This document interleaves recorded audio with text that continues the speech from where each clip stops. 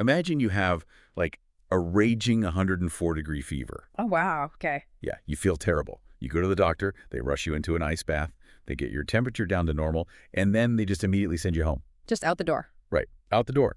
They don't check for an underlying infection. They don't give you antibiotics. No follow-up plan. Just, hey, your fever broke, so good luck out there.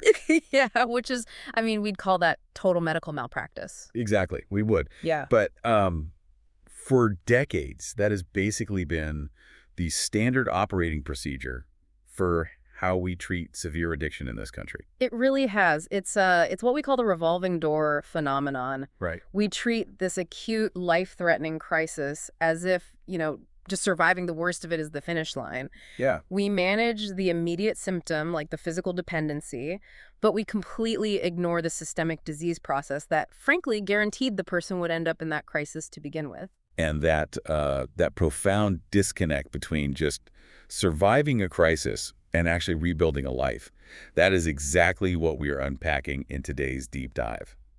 Welcome in, everyone. Glad to be here. Today, we are taking a hard look at the reality of addiction treatment, specifically focusing on, the massive hurdles faced by people in high-stress, trauma-heavy professions. Right, our veterans, our first responders. Exactly. And our primary source material today is a comprehensive professional profile and the written advocacy work of David Burke. Now, the source notes his credentials as an LAADC-CA and an ICADC. That's a lot of letters. Right. To translate the alphabet soup for you, that means he holds some of the absolute highest state and international certifications in addiction counseling. Yeah, he's not just a theorist writing white papers in some university library. No, not all. He is someone who has been field tested in the trenches of addiction recovery for, over 2 decades now. And his central thesis, it really challenges the entire traditional rehab model. It does. Burke basically argues that recovery is an ongoing, lifelong process. It's not, an isolated 30-day event. Right.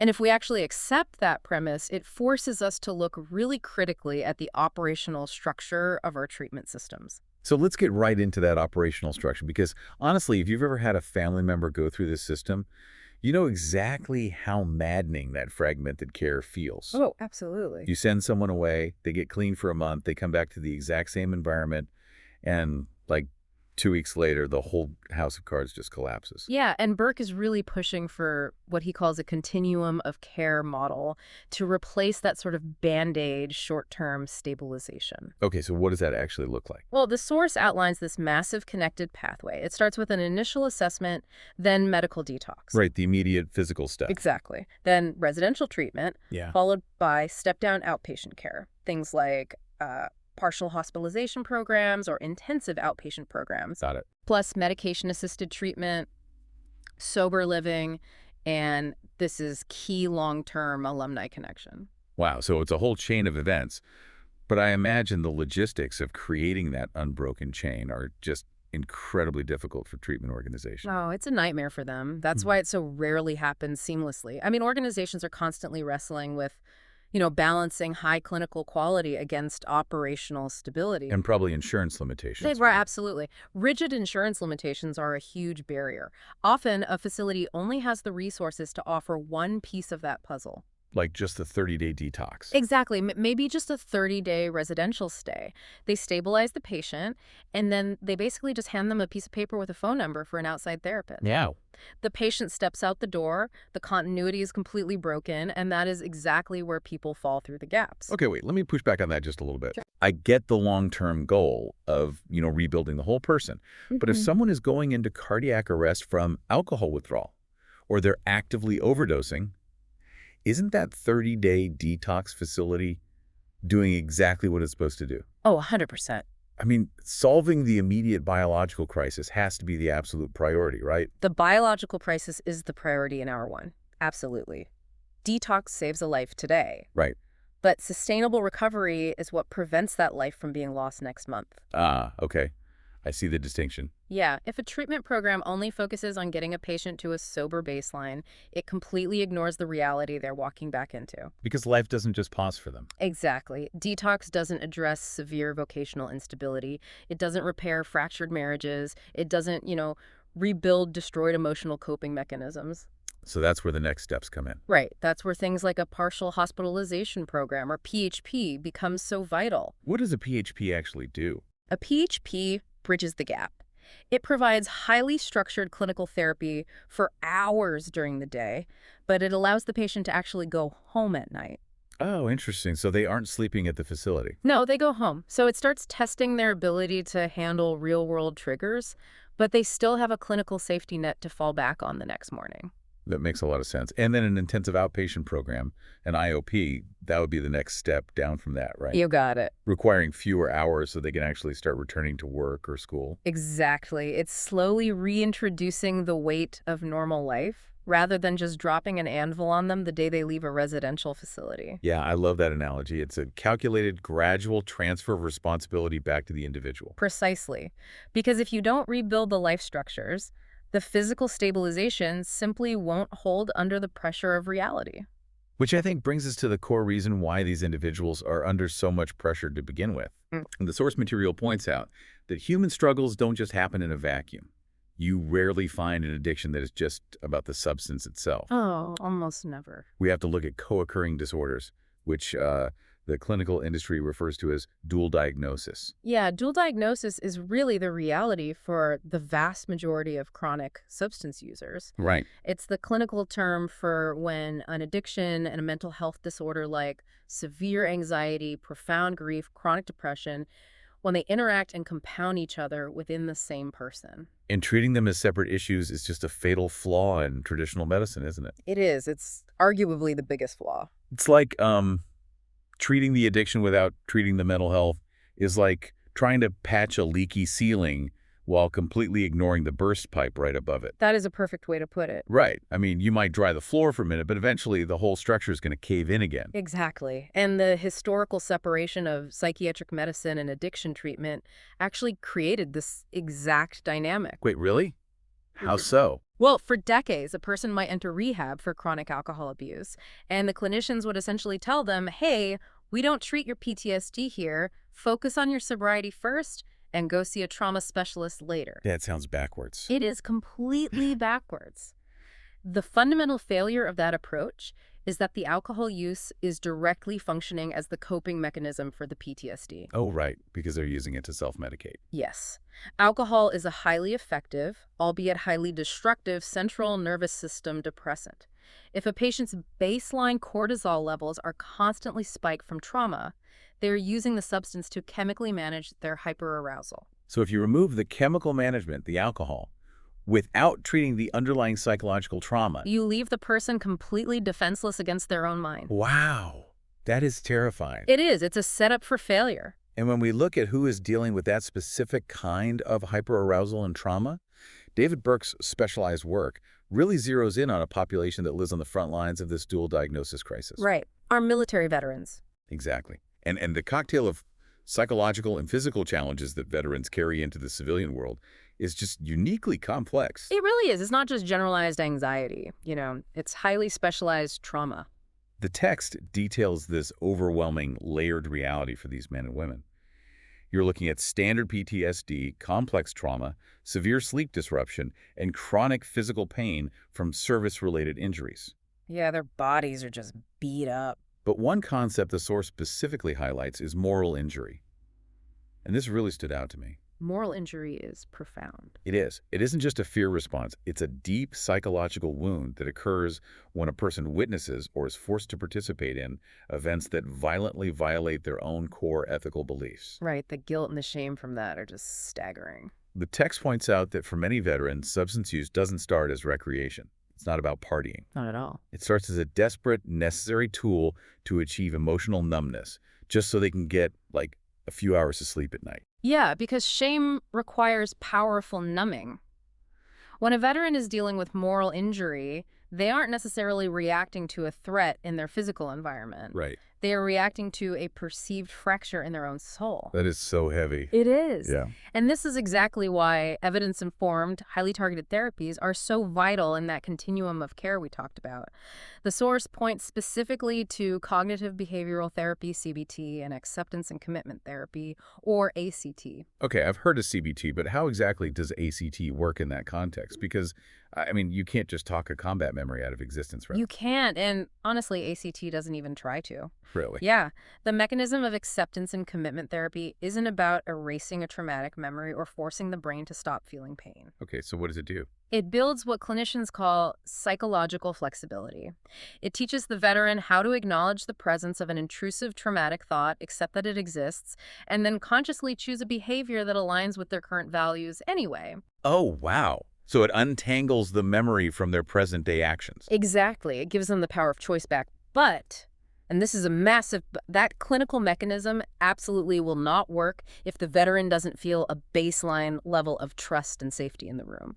Which has to be incredibly difficult to establish when they transition out of the military. Oh, it's one of the hardest parts. When you think about it, the intense brotherhood, the clear objectives, the rigid daily structure of military life, losing that all at once has to be a massive shock to the system. Completely. I mean, considering that intense brotherhood, how much does the sudden loss of that community contribute to their isolation? You go from having a clear mission and people who would die for you to sitting in civilian traffic wondering what your purpose is. The transition to civilian life is a profound stressor in its own right. It often acts as the catalyst that turns, a manageable struggle into a full-blown crisis. Because they lose their tribe. Exactly. The loss of identity is devastating. When a veteran enters a treatment program, they're usually feeling entirely alienated from the civilian world. Yeah. If the facility doesn't provide a strong alumni network or veteran-specific group therapy, they look around the room and just feel like a total outsider. They need people who speak their language. Right. Peer support is the foundation of trust. They need to look across the circle and see someone who intimately understands the specific weight of the uniform. Without that shared understanding, the clinical therapy simply cannot penetrate the armor. That makes total sense. But, you don't have to be deployed to a foreign war zone to experience that exact same hypervigilance, that same loss of identity, and that same heavy psychological armor. That's a great point. We see the exact same traits in people operating on the domestic front lines, right, in our own neighborhoods. Yeah. And this connects directly to Burke's focus on first responders. Yeah, the overlap in psychological vulnerability between military veterans and domestic first responders is really striking. We're talking about firefighters, law enforcement officers, paramedics, 911 dispatchers, correctional officers. They are exposed to a daily drip feed of high-stakes trauma. And Burke points out a really tragic paradox for this specific group. The exact same training that makes a paramedic or a police officer so incredibly effective during a horrifying emergency. The ability to detach, stay hyper-focused, suppress panic. Yes, that exact same training is what makes it almost impossible for them to ask for help when they are off the clock. It's a double-edged sword. It really is. It's like they are society's shock absorbers. Their training is essentially a psychological circuit breaker that is forcefully taped in the on-end position so they don't shut down while they're saving lives. Right. The problem is eventually, all that continuous shock, all that electrical current is going to melt the wiring. That shock absorber and circuit breaker analogy is highly accurate. First responders operate within a deeply entrenched culture of toughness. Yeah, you see it in all those professions. Self-reliance isn't just an admirable trait in their field, it is a fundamental job requirement. Right. If you show vulnerability, there is a very real fear that your partner might question if they can trust you. Exactly. Can I trust you to cover me in a burning building or an active shooter situation if you're struggling with depression? So they hide it. They just push it down. They push down the insomnia, the intrusive thoughts, the marital issues, until it manifests as severe burnout, absolute emotional withdrawal from their families, or chronic substance dependency. So how can a treatment program practically penetrate that deeply ingrained toughness? How do you make someone whose entire professional identity relies on being invincible feel safe enough to actually open up and engage in a continuum of care? That is the ultimate challenge in behavioral health, and overcoming it requires a complete paradigm shift from the clinicians. Okay, what does that look like? It requires a trauma-informed approach. Historically, the medical model looks at a patient displaying destructive behavior and asks, what is wrong with this person? Right, diagnosing a problem. Exactly. But a trauma-informed approach completely flips the script. The clinician looks at the first responder and asks, what happened to you? What have you experienced? And what kind of support will help you heal? Wow. That's a massive shift in posture. It changes everything. You go from acting as an investigator looking for a clinical flaw or a character defect to acting as an ally acknowledging a massive burden. It entirely removes the element of shame. When a paramedic walks into a facility and the clinician's implicit posture is, I am here to honor the trauma you have absorbed for our community and help you put that incredibly heavy pack down, the toughness begins to melt. Because they finally feel seen. Exactly. It stops being about fixing a broken person and starts being about providing necessary relief for an exhausted professional. As David Burke advocates, the clinical care must be rigorous, but it must be fiercely respectful of their lived experience. But this brings up a logistical reality. The police officer or the firefighter who thinks they have to be invincible usually isn't the one sitting at home Googling trauma-informed dual diagnosis care on a Friday night. No, definitely not. They are usually the last to admit there's a problem. Which means the burden of recognizing the signs almost always falls on the surrounding community, and specifically the families. That is a critical point. Addiction and untreated trauma do not happen in isolation. The ripple effect absolutely devastates the family unit. It tears families apart. It does. And this is why holistic treatment must include family integration and repair. You cannot take a severely struggling person out of a highly stressed family dynamic, heal the individual in a vacuum, and then drop them right back into the exact same untreated family dynamic. Because the recovery just won't hold. It won't. It never does. And if you are the spouse or the parent trying to navigate this, the panic is just overwhelming. You are watching someone you love self-destruct, you are completely exhausted, and suddenly you're expected to navigate this massive, complex medical system. It's too much to ask of them. Think about how overwhelming medical jargon is when you're just trying to help someone you love. You're trying to figure out if your insurance covers an intensive outpatient program versus a residential stay, or trying to find a facility that actually understands the culture of a veteran. It's like trying to read a textbook in a foreign language while your house is on fire. How critical is it to have an advocate who can actually translate that clinical maze into plain English? It's essential. Families in that situation are operating in pure survival mode. And that is where David Burke's role in public education and advocacy becomes a literal lifeline. Right. When an expert steps in to act as a translator and a guide through the continuum of care, it takes the process from being an abstract, terrifying maze to a concrete, actionable plan. And it removes the guesswork. Exactly.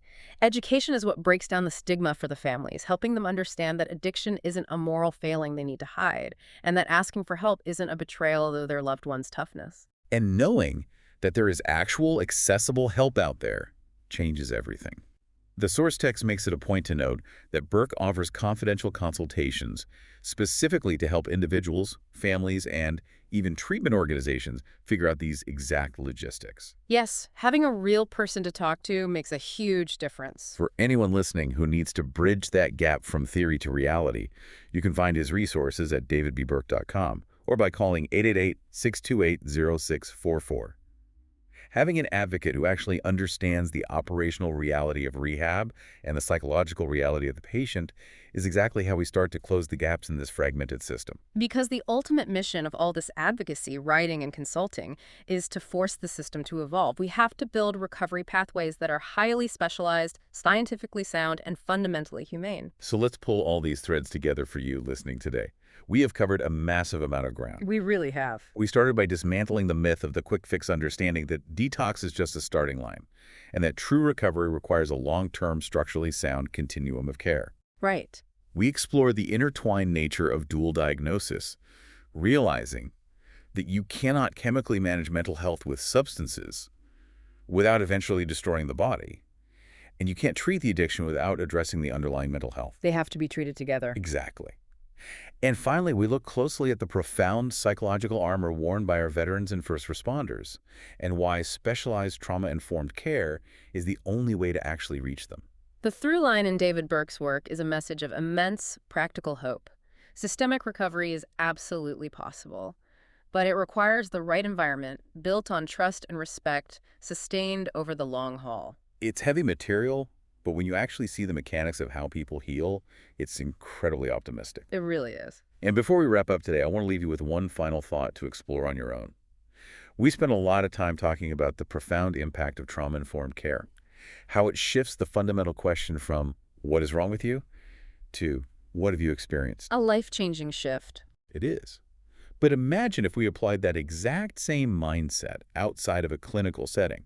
How would our daily interactions with our coworkers, our families, and even strangers transform if we approached everyone's bad days with that level of profound empathy? Yeah, what if instead of immediately judging their character, we just asked, what has this person experienced? Exactly. It's a mindset that fundamentally changes how we view human behavior. It really does. It replaces judgment with curiosity. And empathy.